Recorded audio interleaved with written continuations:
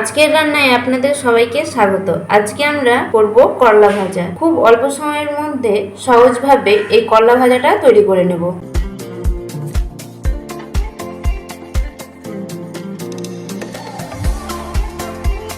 আজকে আমি করলার ভাজা করব, তার জন্য এখানে আমি নিয়ে নিয়েছি করলা।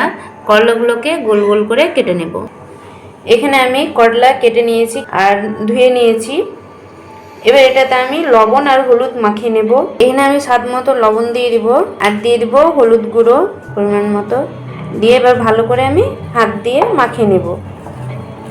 এটা আমি বেশি তেলে ভাজবো, তার জন্য আমি এভাবে করে মাখিয়ে নিচ্ছি লবণ আর হলুদ মাখানো হয়ে গেছে। এবার আমি তেলের মধ্যে দিয়ে ভেজে নেব।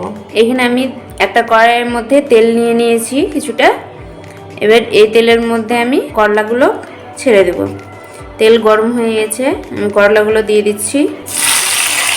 এর মধ্যে সবগুলো করলা দিয়ে দিলাম। এবার আমি নাড়াচাড়া করে এটাকে ভেজে নেব। করলাগুলোকে মুচমুচে করে ভেজে নেব সবগুলো করলাগুলো ভাজা হয়ে গেছে। এবার আমি তুলে নেব। এবার তেল থেকে আমি এভাবে করে তুলে নেব করলাগুলো। এখানে আমি একটা বাটির মধ্যে সম্পূর্ণ করলা ভাজা তুলে নিয়েছি। আর দেখতে পাচ্ছেন কি সুন্দর হয়েছে করলা ভাজাগুলো। এটা খেতে অসাধারণ স্বাদ এই করলা ভাজা। আর অল্প সময়ের মধ্যে এই করলা ভাজা তৈরি হয়ে যায়।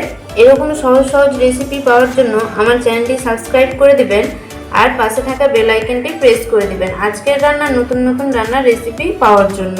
আর এই রেসিপিটি ভালো লেগে থাকলে শেয়ার করে দিবেন, অন্যজনকে দেখার সুযোগ করে দিবেন আমার রেসিপিগুলো, আর লাইক করে দিবেন।